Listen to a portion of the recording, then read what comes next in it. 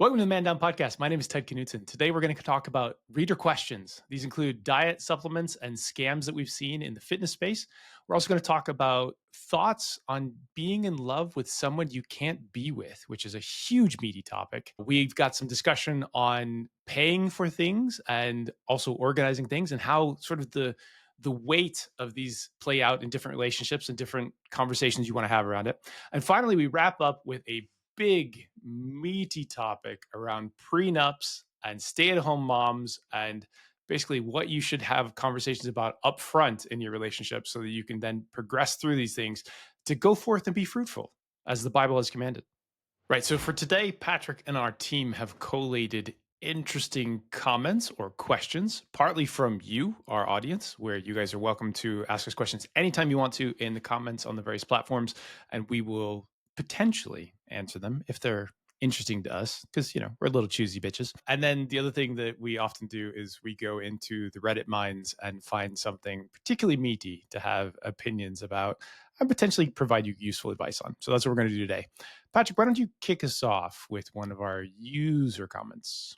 Okay, so somebody said, could you do a follow-up episode, this is to the fitness episode, with diet, supplements, and any weird scams you've seen for these? The only thing I truly know is good for you is protein powder. I would say most people fall off strength and conditioning training because of the diet aspect and that hampering any results. Yeah, I mean, it's right. Like we obviously touched on it in that episode, but diet's a really difficult thing. Like there's so much of it that seems to be programmed. All the breakthroughs that have been made with the GLP-1 inhibitors, like it's suggestive of the fact that some of us just have this higher food anxiety, these greater cravings built into us. There's this kind of prehistoric atavism that some of us have where we're just expecting to go through periods of famine. Now, at least we seem to be able to regulate it. Like it does seem, I know that everybody's kind of getting a little bit scared about them and maybe feeling like they need to push back on them. But Ozempic, Wegovy, Mounjaro, all this stuff, these do seem to be incredibly effective ways for people to aid their weight loss, to manage their food cravings. And multi-vector improvements to people's health. Sure. Yeah. People are dropping addictions to cigarettes and things like when they go on them. They seem to be this weird cheat code for all sorts of, I guess, what we would have thought of as willpower problems previously. Exactly. It's partly that because, like, again, all this is tied back into your diet. And what it teaches us is that your diet is spectacularly important in ways that you may not pay attention to. It also teaches you that almost all diets are bullshit because they just are. Like, people are trying to find ways to like do thing X, thing Y, thing Z. Like, what you should be doing is find the way to eat healthiest for yourself that's sustainable and that also doesn't have these horrible long-term conflicts with your body as well. So things like when everybody was going keto, and not just keto, but like eating like just all the fats and all the meats, and you're like, oh, I'm in really great shape. I feel much better about stuff, but also my heart might just explode at any moment because that's where all the bad parts of my diet have now found themselves relegated to. I feel like your point on the dietary controls from Ozempic and drugs like that is beautiful. But in the meantime, if you don't want to touch on that stuff, there's the much broader world of which things. It feels like almost everything is a scam. So which things are we comfortable saying are pretty good and that you should focus on if you're just trying to narrow down stuff to pay attention to on a dietary aspect? Well, upping your protein, is a good way to do it. Why? And you can protein it makes it easier for you to build muscle. Protein also keeps you fuller for longer. Generally speaking, like it feels like we should be getting a larger portion of our calories from protein than most of us are. Some of us out there might be getting a lot of protein. This is especially true, by the way, if you're vegetarian or vegan. Like, obviously you can eat lentils and stuff, but it's going to be really hard for you to get sufficient protein. So hard. So finding a way to supplement it with a protein powder is a really good idea. And if you're not vegetarian or vegan, then things like natural yogurt as well. Like this is a really helpful way to get it into your diet. For some Hang people, on. While we're there, let's give people good advice. What's your protein shake? We both got one. I use a ready-made one because I'm cutting, not bulking. So what I is it? use. What do you use? I have a one from My Protein that is mojito flavored, which I kind of love.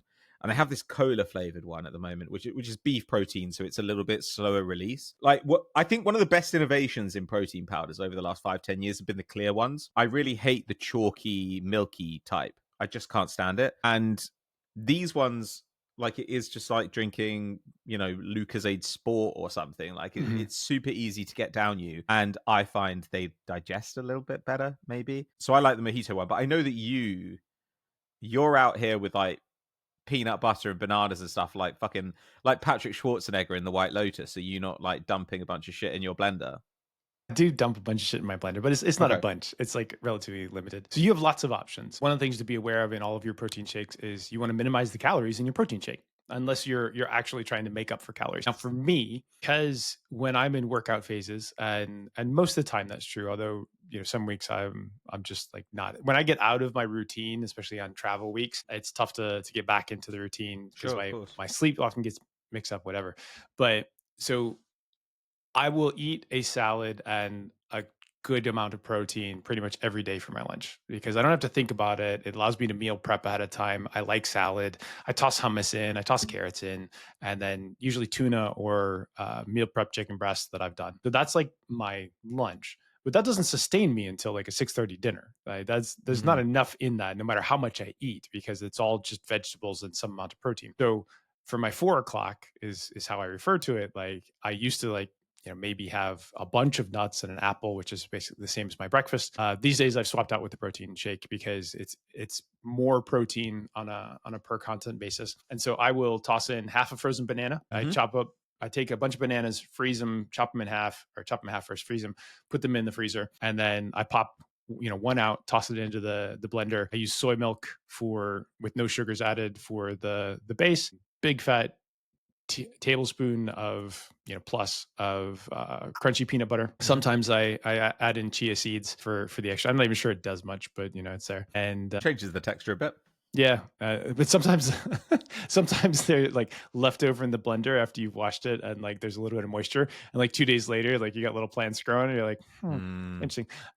Yeah, so peanut butter, banana, soy milk, and then protein powder. That's it. nice. Blend it all up. It's relatively thick. It's very easy to drink, and for me, it's a milkshake. But it's not a milkshake that has like 2,000 calories in it, which is Mm. pretty crucial as well. So it's a replacement of something that I love to drink, which is a vanilla flavored milkshake.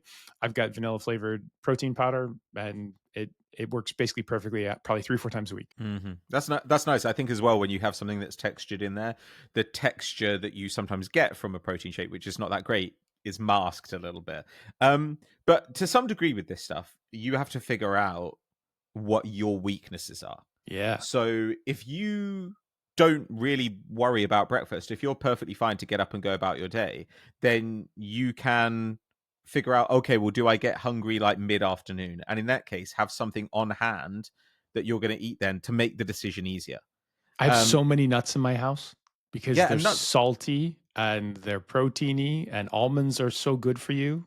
And there's loads of fiber as well. And Yeah. and I would say that actually, if you wanted to supplement, another thing in addition to upping your protein, it might be worth upping your fiber. A lot of people don't get enough fiber. Generally speaking, by upping your fiber, you can significantly decrease your risk of things like colon cancer, which is not desirable.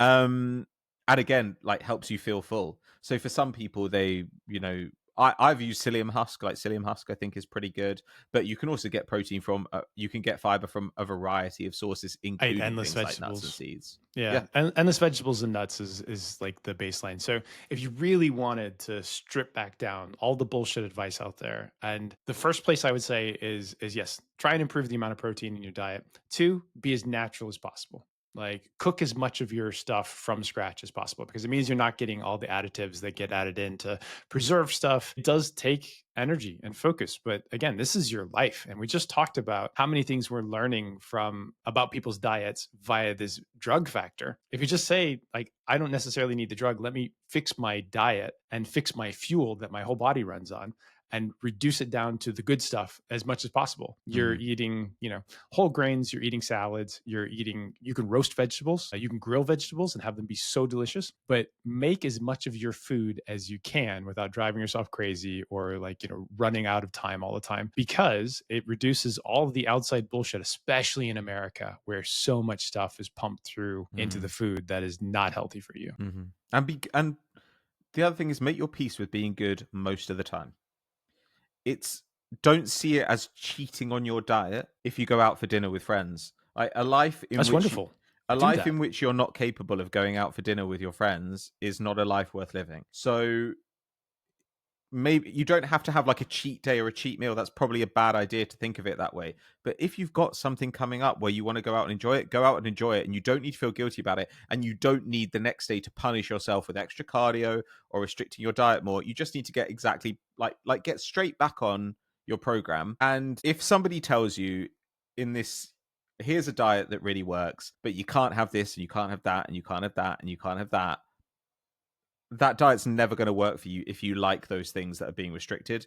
You're going to have access to them, because if I say to you, you can't eat chocolate tomorrow, you're probably fine. If I say to you, you can't eat chocolate ever again, you're not going to be fine with it. It's a huge mental block. And also, the next time you eat chocolate, you're going to be like, well, I've abandoned the diet now, so I might as well eat a whole There you Easter go. egg or something. Yeah. So this is part of it. And I think, honestly, streamlining processes, getting snacks out of your house that you know you're likely to eat a lot of. So big bags of crisps where it's so easy to eat 2 or 3 portions worth in one go.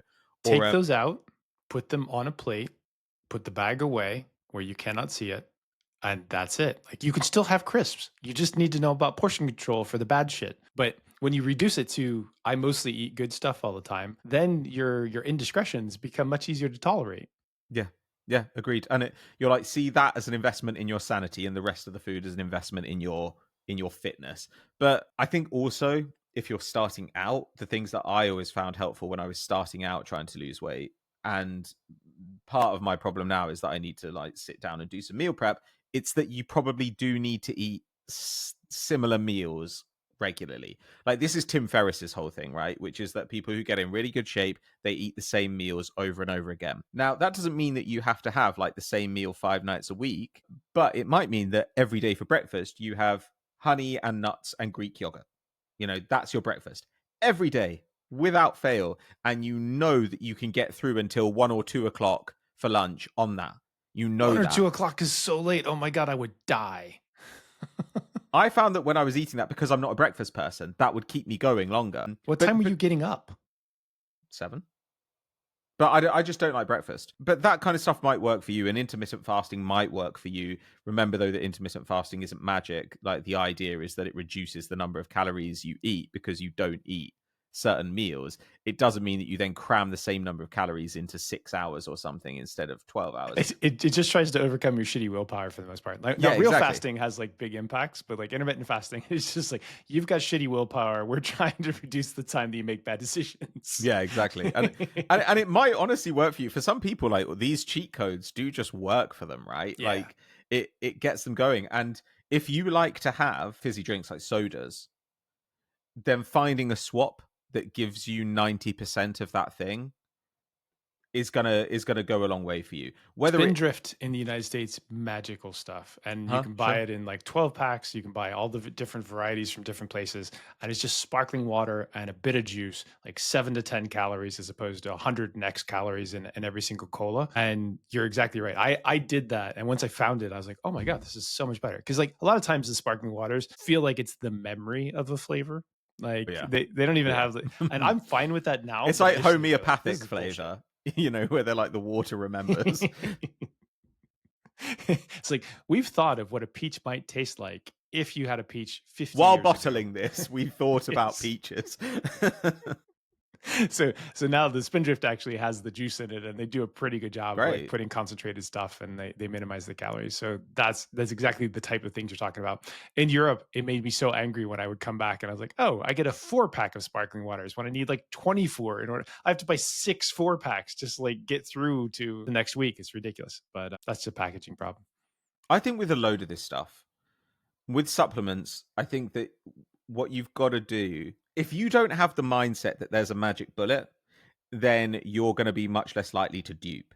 You know, the same thing as with exercise where it's just like, hey girls, do you want like an amazing like booty shelf? Then you do this one exercise. Bullshit. That's not how it works. It takes work.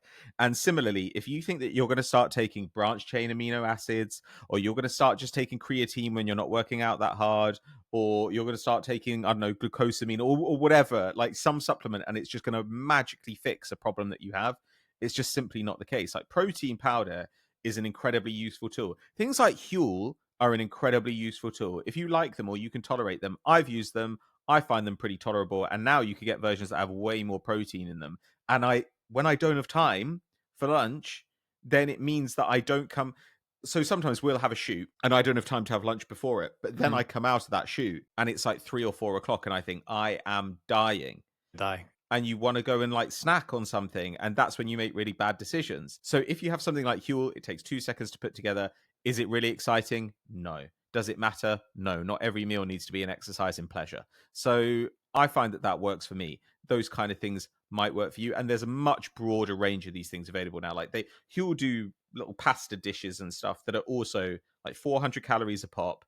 They're actually very nutritionally balanced. That kind of stuff I think really works. But supplements, creatine is great if you're working out really hard. Yes, let's be very clear about that. So protein powder and creatine if you're having workouts and you need recoveries. Like those two things make significant differences. But then the way to go about adding other things, unless it's especially if they're non-obvious, is to do it one at a time. And so many times what Mm, people do is they'll add everything at once. But then like they don't know what is working for them, what isn't, like what is causing these imbalances or not. Like you build things up, you build a process, you introduce new things at a pace, and then like if it's not doing anything or if it's causing weird side effects, then you know what the thing was in order to do that. I made a joke on my social media, my man down social media, actually, I think last week. I was like, oh, I had a protein shake and chips and salsa for dinner. Like is that like the prototypical like boy dinner, like girl hmm dinner type thing? It's like feels like, yeah.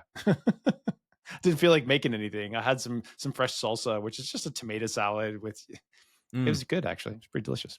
Well, and that's the thing. Like, there are things in there that will work for you. You know, some people absolutely despise all these kinds of things. Like they despise the way protein powder tastes, and it just doesn't work for them. But there'll be something that you can tolerate that you don't mind. So, like, I wish I loved Diet Coke, but I don't. So I It's just horrible for you. All the things that we talk about Ozempic doing in the positives, Diet Coke and the artificial sweetener in those does in the negatives. You're like, oh, it increases my risk for like a bazillion things, but it doesn't sure. happen to have any calories in it. Mm. But you do think it would be nice once in a while if you were really into one particular sugar-free soda. If Oh, that was a the OG Coke Zero was so good. If And the you've got something like that that works for you, then you can use those as a tool, you know. So for example, protein ice cream that people make now, right? Where you like whiz it up with a bunch of shit, what's that stuff called? The stuff that kind of makes it gluey. I don't remember. Anyway, there are these little ingredients that you can add that will kind of like chia seeds or something like that, where it will change the texture of it. Try out a bunch of those, and if they work for you, then great. But generally speaking, probably like food prep is going to be your friend. Like when I've done it, it's been food prep, and it's been, at first I measured and measured and measured, weighed and weighed and weighed, and then after a while you do just start to know. And now when I measure out something just to check that my guess is correct with calories, I'm almost always very close. You just get in the habit of doing it, right? I think that you're right. Loads of people fall off it because of the diet part of it, but also they do have separate benefits as well. Like if you don't want to, you might not really have it in you right now to diet. Like maybe you are up at all hours because you got a baby or whatever it is. You got a really hard job, you know, where you're working like 12-hour days. It's still going to be worth you exercising because you might just like having really big arms and shoulders. You might like that. But also, if you're doing cardio, you're training your heart. This has a benefit beyond just like, I want to be in great shape. So I would almost try and see them as separate processes. Like I enjoy working out. I will do it regardless of whether I'm losing weight or not because I like putting muscle on and I just enjoy doing it. The diet thing is something, it's like a tool you can use. You can dial things up and down, but don't beat yourself up for finding it difficult. It is really fucking difficult. Pay attention though. So here's the thing that we often lose. We'll pay attention to certain parts of our life. We just talked about the romance episode where we'll pay attention to like, our fitness, but we don't treat romance and love in the same way as a process and a habit as we do with fitness. Your diet, yes, be forgiving of yourself, but also pay attention to like when your body's freaking out about stuff because it's telling Yeah. you important things. And we often just like, oh, I'm overwhelmed by thing. I gotta eat, I gotta do it, I gotta do XYZ. And what I found by actually starting to pay attention was, oh wow, okay, like on Wednesdays after I've had like, 2 hard workout days, like I'm often quite tired and fatigued. And so I need to like downshift into yogas. And then if both of those hard workout days have included significant portions of cardio, then on Wednesday night I was like starving and I would eat all of the things in my house. Mm. And if I had any alcohol, that would exacerbate it because like I would no longer make those big decisions. By knowing this, it teaches you one, what's going on with your body, two, how to better control and adapt to that because you're learning from it. The other thing that it taught me, so there were two big things that I learned about myself in recent times. One, I've seen a doctor for a while and I was like, oh my God, it's January. I thought I was going to be better after Christmas. I'm just a fucking zombie every day. She's like, are you taking vitamin D supplement? It's like, no. And then somebody else was like, are you taking the spray vitamin D? And you're like, Yeah. I don't even know. Like, yes, it has a huge impact on how quickly your body absorbs it. It's like, this is amazing. I've learned two awesome things. So that was one factor. The second one was after doing significant cardio and sauna, I would freak out about salt all day, every day, all Yeah. day, You every needed day. electrolytes. I'm not surprised. Yes, exactly. And so to me, electrolytes is bullshit energy drinks that you're having because you've been sold Gatorade and I want to be like Mike. That was what my brain was. I Mm. discarded it. I'm fucking smart, allegedly, but like you discard these things for all sorts of reasons. Reinvestigating it, I'm like, oh, I can get these little tabs. I can get a ton of vitamins inside of it. I get all the electrolytes, and I stop craving salt all the time, which means that Yeah. I'm not eating the crisps. I'm not desperate for fucking Doritos at 9 o'clock on a Wednesday night. And those crucial things are teaching you shit about how your body's responding to the rest of the stuff that you're doing in your life. And it gives you, better ways to address it than your natural cravings, which probably are pretty bad in the first place. Mm. Mm. But yeah, I think you're right. Like with pregnant women, right? Pregnant women will get cravings for bananas when their body actually needs potassium. They'll get cravings Dill for pickles. yeah, there are all sorts of things that they'll get cravings for that actually are serving a very specific function. There was a woman I was reading about the other day who she had heavy metal poisoning and she was craving apple juice all the time, and it's because apple juice actually is a kind of natural chelator.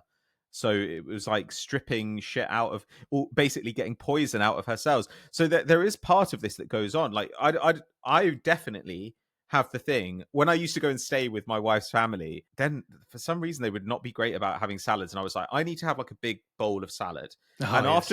after 3 days in, I would be like stalking around the house saying, like, I haven't had a fucking vegetable. And we were having vegetables in like soups and stuff, but I was just like, no, I need to eat a big bowl of green shit. Otherwise I'm gonna go mad. And The now most if I don't do that for 2 or 3 days, I feel like shit. I feel Yeah. awful.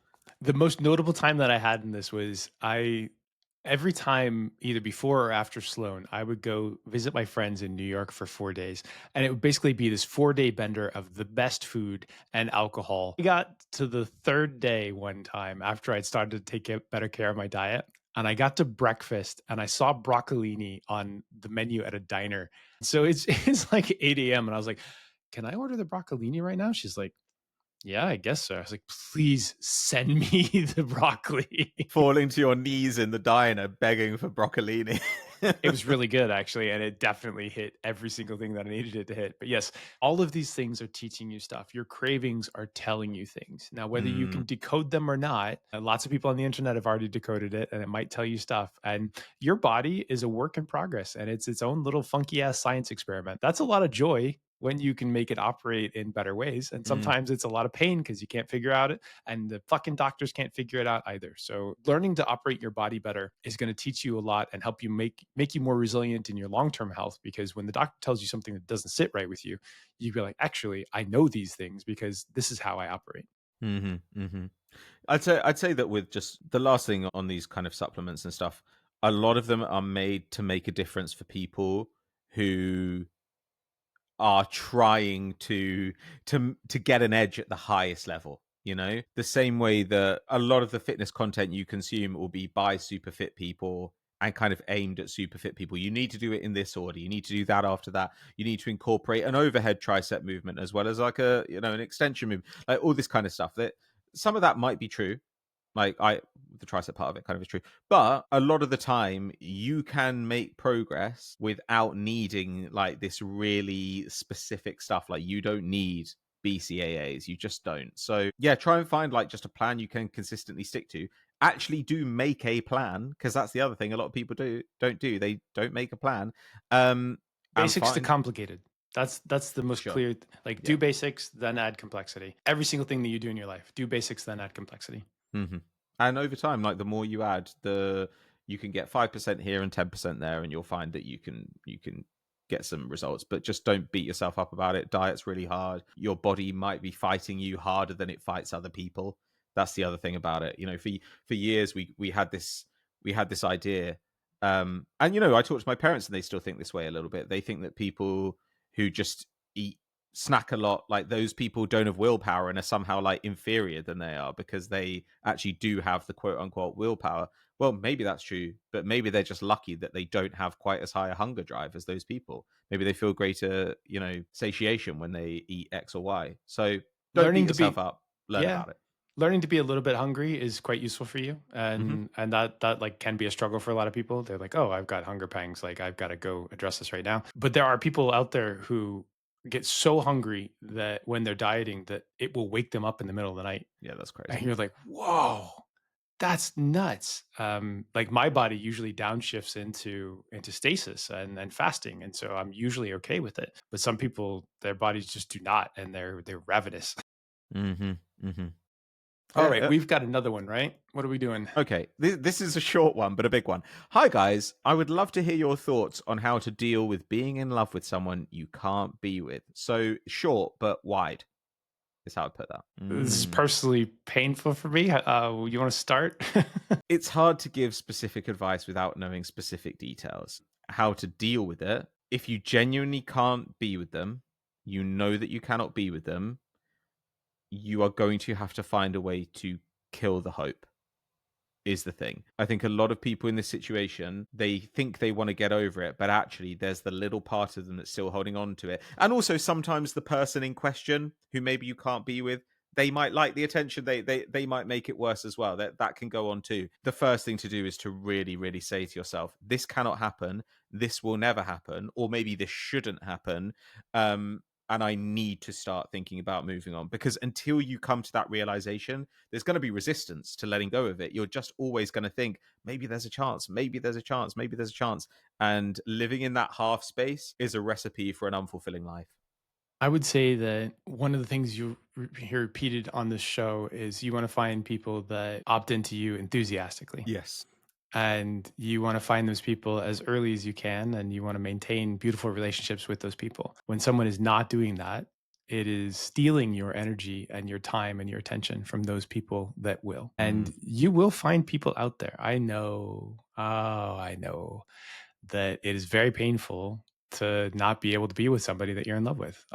Everybody knows that for the most part. Like they have felt that at some point in their lives. But the reality is they're not the only person. It is one of the Hmm. people Yeah. that you might find in your life, and there will be many more of them. Finding those people as quickly as you can and building something beautiful with them is your goal. And so you need to stay focused on your goals. Also, we do all sorts of things that fool ourselves. And they fool ourselves into thinking, like we talked in the past about keeping the complexity of someone as a real person in your mind is very difficult. And if you're hopeful and you want to be with this person, you probably focus and isolate on the things that were wonderful and beautiful about them. Mm. But what you often don't do is you don't hold the complexity of the things that were bad. In many cases, they're quite obvious that they were bad in you in these ways, and you're worried about not being able to replicate the good things. But in many cases, it's better for you to not have those bad things, the complexities that they caused in your life, the relationships they caused you to forgo because things were complicated by them. So you have to hold the whole person and be honest about the whole person and who they were.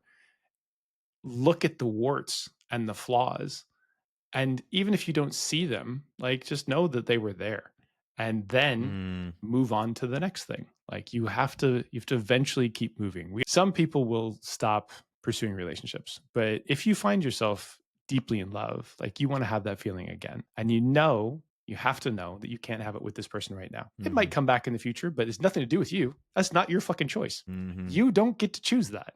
That understand it. It's out of your hands. Anytime something's out of your hands, go back to focusing on the things that you can control. And that is not that relationship. That is something new. So go pursue something new when you're ready. Hmm. Tell yourself that you deserve better as well. Like, as Ted was saying there, like, if this person isn't choosing you, you do deserve someone who does. But beyond that, you deserve more from life than spending it pining for this person. It's just it is honestly no way to live. And it sounds like, if you can't be with them, there are probably good reasons for that. The other thing that you might want to do, if it's at all possible, is obviously limit contact with this person. It's going to be difficult, if it's your friend's wife, if you're like that prick in Love Actually who should have gone to prison. But if you can, within reason, like, try and limit it. And it might even be worth talking to somebody else about it and saying, I've got feelings for this person and I need to find a way to get away from them and get over it. And it's not your fault that you have the feelings. Even if it's like your friend's wife, it's not your fault that you have the feelings. You can't help the feelings you have, but you can help the way you behave now. And so trying to get away from them, trying to move on, trying to develop other strong connections in your life, those things are really important. But honestly, yeah, what I come back to again and again is, do I deserve this? Do I deserve to just follow this person around like a puppy forever? No. Come on. You have finite energy and finite places to spend that beautiful energy in your life. Choose the things that will accept it and allow you to compound that into something that is bigger and more beautiful than just what you're putting out. Hmm. Hmm. I like that. I think, look, man, like, I wish God strength to you, honestly, because this fucking sucks. Like, it does just suck. It sucks, and it's not your fault. Here's the other thing that I would say. Sometimes it takes months and many months to get to a better place, but you will get there and you need to keep being thoughtful about it and you need to keep doing the work. I I see this out of pure empathy because I know. And some weeks I know more and some weeks I know less. And it's a little bit like grief button and that like things will come back around to you and you Yeah. don't know when it's going to hit you. Accept the sadness, work through it, but also keep the hope that not that this relationship is going to be revived, but hope that you're going to find something better. Hmm. And this is a great time to go to art. If you make it, then great. But it's a good time to consume it. Like, this is exactly what art is for. When you Mm. find out that somebody has already felt this and has been there with you, this is a good time for you to put on your beret, read your poetry, and just like fucking feel sorry for yourself, because it sucks. And but it is part of going through life with openness. It's part of being open to possibility and being sensitive. Like, you are going to have painful feelings. You are going to have unrealized loves. Like, that's just how it is. Yes, but have them. Don't limit Mm. yourself to not having them. Yeah, yeah, yeah. Like Better to have loved and lost. the highs are worth the pain always. Hmm. Okay. Um, should we do this last one? Yeah, man. Okay, so this is from the video when you were talking about both partners being involved in decision making. Yeah. Okay. And somebody said, I wanted to ask, what if the other party is paying for everything, like the vacation or the food or the dinner? Vacation means holiday for anybody who's wondering. Should they also have to make the choice, or would the act of paying for it be their contribution to the decision making? Or should they pay for and make the decision? So here there's clearly an anxiety about the division of labor and feeling like maybe one person is paying and also taking half the emotional labor. Like, is this fair? I think that's a reasonable thing to worry about. Do you have an opinion on this one before I get into it? Because I feel like I have experience. I still think you have to contribute at least a bit. It is reasonable to say to your partner, I'm paying and it would really mean a lot to me if you would take the lead on some of this. Then maybe I wouldn't say if I'm paying, but I would say it would really mean a lot to me if you would take the lead on some of this. Like, that would be really great. But I don't think that you should really check out entirely. I think you at the very least need to offer to contribute with this stuff.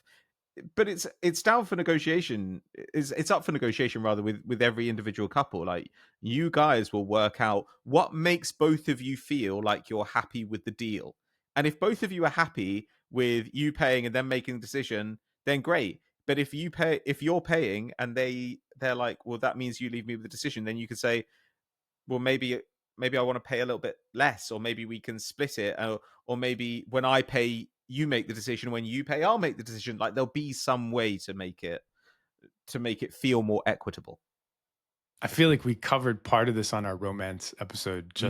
just previous to this, and that Yeah. we were talking about how to divvy these things up and how to talk to your partner about what's a heavy load on them and what load that they Mm-hmm. like. And sometimes, you'll plan this wonderful holiday and they'll be like, "Oh, you didn't include anything for me. I'm actually heartbroken because like, this is my time. And what if I wanted to do other stuff? I mean, it's sweet that you did this, but this isn't how I want to operate as a couple because I didn't get input." And feeling like you have contribution and input and someone's listening to you is often more important than doing the actual thing, right? Like so as part of this, like, if you haven't set the ground rules as to how you want to operate together, you should have this conversation. Yeah. Right? This is a conversation, and so many things are a conversation, and so many things we treat as if they are unspoken, but this is how it is. The reality is, make it spoken. Make the Mm. subtext text, understand each other and what you want to get out of these things, because even if somebody else is paying for a trip, it's your time and it's your experience, and if you can influence that, or you should be able to influence that if you want to. There's a bit of anxiety in this question, right? Which is, I don't know whether it's something this person is actually going through, or whether they are kind of worried. Well, what if I get in a relationship and I pay for a load of stuff and the other person doesn't pull their weight? But it feels like there's an assumption here of, what if I get fucked over a bit in a relationship? But you've got to understand what's going on for your partner as well. If my partner paid for everything, but I had to make the decisions, I think I'd be paralyzed, because I'd think I need to pick something my partner will like, but I also am worried about picking something really expensive because they're Yep. paying for it. Yep. There's all this stress around it. The way that like money is such a thing, it's baked into people's ideas of like the way that we treat one another, and selfishness, and there's loads of family stuff that always comes up when money is involved. So understanding what's going on with your partner around money, understanding the stress they feel when money comes up, is really important here. And you've got to approach these situations from the point of view of, your partner is a good person who wants what's best for both of you, rather than, what if I get in a relationship with a gold digger and they take all my money? you know Yep. Exactly. Yeah. And again, should find ways to explore this and find out that information. I think this type of anxiety is actually very common. I see it Hmm. in my dating. I see it in the friends that I talk to as well. There's also a little bit of, finding out information and levels of trust. Right? So, for example, if I go to a new city, I will do research on where I want to eat, and not just like expensive places, but places that have good reviews that I think are interesting experiences. I will do this research. If someone took away that research from me, I would have to really trust them that they understand what they're doing. If it was Hmm. somebody that did not care about food and they set the food agenda, and then we ended up going to places that were just totally blah, or just like the most bullshit tourist places we could eat, I would be angry. Because again, it's my time and my experience as well. You have to treat it, and you have to be empathetic the other way around. It's the other person's time and experience. So let them have contribution and have the real conversation. I think that's the Hmm. best way to go about it. Some people will be like, "Hey, I'm going to pay for everything. There's this budget or there's no budget in certain circumstances. I would love you to take this off my plate and make the choices. I really want to do this with you. I don't want you to worry about the money side of it, but I need you to take the time to make the choices and realize that I'm not going to be critical about your choices. I want you to have a great time, and I'm happy to do whatever it is that you want because you've taken most of this off my plate. Or I have two Hmm. things that I want to do. So in my agenda, can you just add this and then you choose the rest of it?" Like Hmm. that is actually the way to do it in a really nice compromise way, but you can't do it without a conversation. No, I completely agree. And I think one last thing that I'd like to say on this is, ask yourself what you're doing by paying for things. A lot of people use money as a quick get out of jail free card.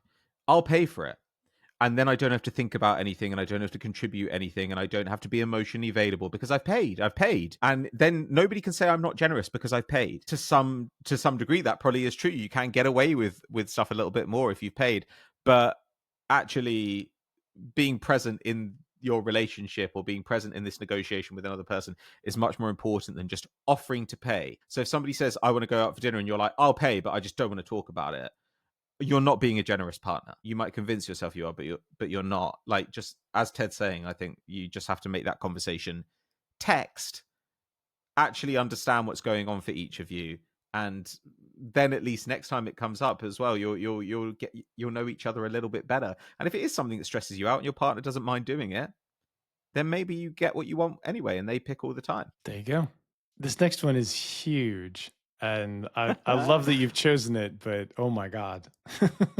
Well, look, we'll limit ourselves. This is an "Am I the arsehole?" This is from Reddit. Okay, am I the arsehole for calling off my wedding because my STBH, which I assume means soon to be husband, asked for a prenup? He makes close to 200k a year, while I make 50k a year. My family's broke, his family's loaded. I've never asked him for money or to pay my bills. He's the one who wants to pay for everything and gets mad at me if I pay a bill using my money. Interesting. We even argued about when we have kids. He wants me to stay at home while I want to work. I love my job. I'm frugal. I've never got attached to his wealth. But anyway, he tells me the prenup is common and not personal, but it's insulting. It makes me feel like he's using me in some way. I understand someone wanting to protect themselves, but he wants me to give up my career to be a housewife and leave me in a situation where he can divorce me and leave me out to dry. Oof. Oof. Ooh. It's so rich. Oh.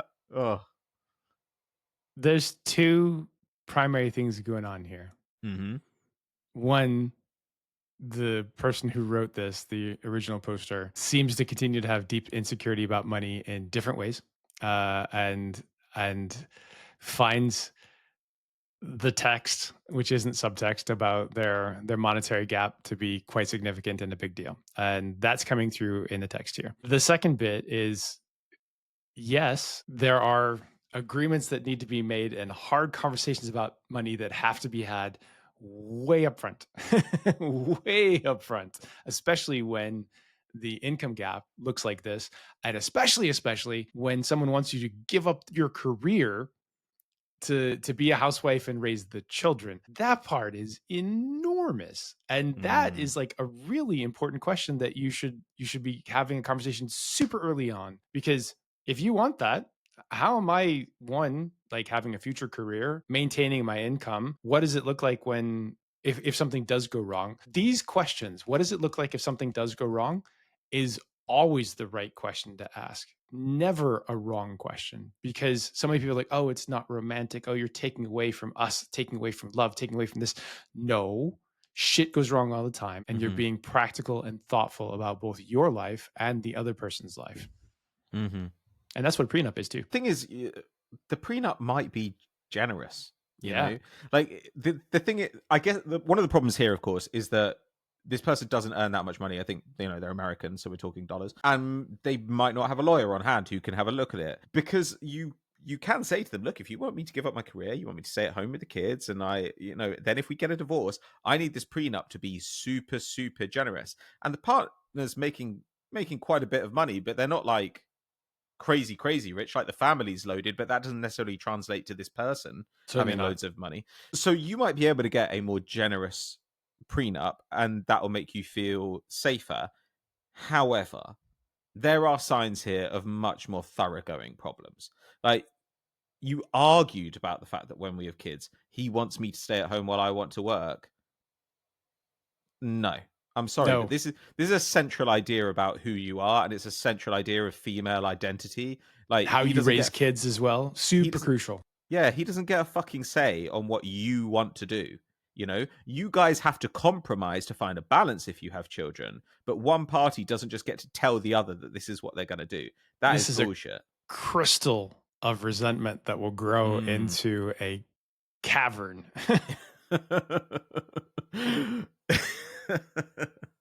Yeah, exactly. It's just there's so much resentment in this alone. I've never asked him for money or to pay my bills. It's interesting that it makes me feel like he's using me in some way. Like, you're primed here.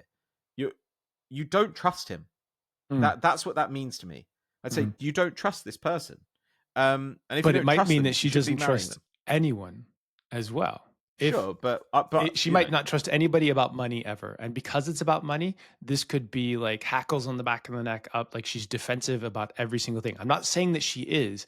I'm saying if you were trying to help them address this, you would want to go back to that because that's what this looks like, right? So there's a couple different things that you're seeing here. One is that yes, there's a conversation here, and the resentment around I have to give up my career to be a housewife, like that's fucking bullshit, and that should not happen. And if you two actually love each other, like maybe you've misunderstood something or not, but if you haven't misunderstood it, that's a crystal clear sign that like this is bullshit. But the other side of it might be that like I have so many issues. This issue is so loaded for me that I cannot have a sane conversation about it. And therefore, we've never had a sane conversation about it because I've always been broke and money's the biggest deal. And oh my God, a prenup. And like rich people treat prenups as in like basic bullshit. Like it is any legal agreement that you need to enter into in business. Like this is a thing. Anything that has to do with significant amounts of money and pain and future lawyers, you can handle with pre-lawyers. Like you can do it up Yeah. front and make it much less painful when the emotions and all the bullshit hasn't happened. That actually makes sense in many circumstances if it's thoughtful and responsible to all parties. And if it's not, they're telling you something. Yes. Yeah. And you know, if you're interacting with his lawyer, I can understand why it feels personal because you're not used to farming this shit out to a lawyer, and you think, hang on, isn't this like a meeting of true minds, a marriage of true minds? Like, they're why the fuck are lawyers here? Like, that's completely legit. But there's evidence of a cognitive distortion here in the last line, right? I understand someone wanting to protect themselves, but he wants me to give up my career to be a housewife and leave me in a situation where he can divorce me and leave me out to dry. Like, you are mind reading here. And fundamentally, what is he in this for? Like, maybe there's some stuff going on here. To be honest with you, uh, the size of the red flag on the he's telling you to stay at home, I don't like it. But you are making assumptions about what he actually wants here, and the idea that he's going to try and marry you just so he can get the kids and then divorce you, leaving you with nothing, like that does not hold water. There are too many steps there. There are easier ways for a rich guy to get those things. That's probably not what he wants. So you could talk to him about it, figure out like what's actually going on with this prenup, what he needs to feel safe, and tell him what you need to feel safe. And And maybe his family is pushing for this like they do for I everybody because bet they've they seen are. it over and over again, right? The other Yeah. thing is if he makes that much money and you're worried about it, like they should be able to say, "Hey, here's some money to get your own lawyer. Here's a list of lawyers that, you know, we think are reputable. It'll cost you about this amount. Like get this reviewed. It's totally fine." Like Hmm. this happens in business when you know you've got like a startup that doesn't have much money and legal paperwork has to be reviewed for both parties to feel it's acceptable. Lawyers will represent you. Don't take his lawyer. Like find one that will represent you and get this review done. I know that when you're in this stuff, it feels like a huge deal. When you're not in it, when you haven't experienced it yet, like we're trying to coach you about should you ever be in this situation. So say you were listening to the age gap relationship and you found a cougar that you fell in love with and she fell in love with you. You can talk about Good all for this you. stuff up front if you want to continue on in a long-term relationship that has contracts involved, which is what a marriage actually is. I feel like there are some big red flags and some insecurity in the early parts. There's another flipped red flag for the man on this, but then there's also just like I'm overwhelmed and this feels like bullshit because you've Yeah. never dealt with the cultural aspect of this. In many cultures, this is totally normal. And it's the rich people, upper class cultures and middle class cultures that those are normal. And if you have never had experience or exposure to that, this feels like we're just getting married and you need to love me for who I am. And we're going to share in Hmm. our future experience and money and everything else. Yeah. Yeah, like in the US, like this is much more common, and these are much more enforceable. They're much less enforceable in the UK, prenuptial agreements, and they are much less common. It's a less litigious culture. Like it's understandable if there's a kind of culture clash here. It's But partly less litigious because you can't actually get anything tried in a court these days. sure.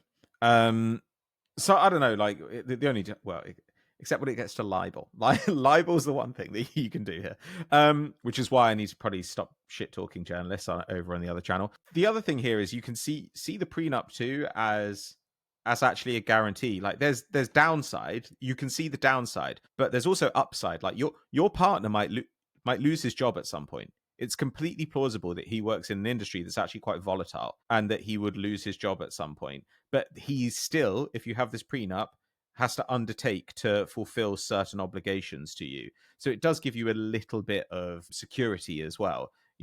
That might mean if his family are pushing for it, then they might have to kind of guarantee that if it comes to it, if you can agree on just a raw number rather than a percentage. So And how are we going to deal with the kids? Like, these expectations going in. And even if you don't continue with this person, you now know and have clarified your feelings about how I would want to deal with custody of children in the future, which again teaches you more stuff. So much of what we talk about in in this podcast is learning things that give you clues to make future decisions, or mhm, learning things about yourself that then allows you to make better future decisions. And this in particular, like, put yourself in this situation. Like, if you right now put yourself in the situation and think about how you would approach this and how you would feel, and all of these things are like clear either red lines or very hard boundaries that you will approach. Like, if you're a man and you met a woman who wanted to have children with you, but wanted you to be a stay-at-home dad because she has an awesome career, how would you feel about that? And then invert it and be like, oh, if I said this to my girlfriend or my future wife, like, wow, that she might feel that way about it. It teaches you so much about perspective. And mhm. that's why we love to bring those in here. When you marry someone, you are marrying into their family, like very, very often. And with that come financial ideas, but also come ideas about how children should be raised, like all this kind of stuff. At some point, like this guy's family are going to be a feature of your life. And so this is a point where you want to ask a lot of questions about what that's going to look like. Um, he may just want you to kind of replicate the family structure he grew up with. Are you content with that?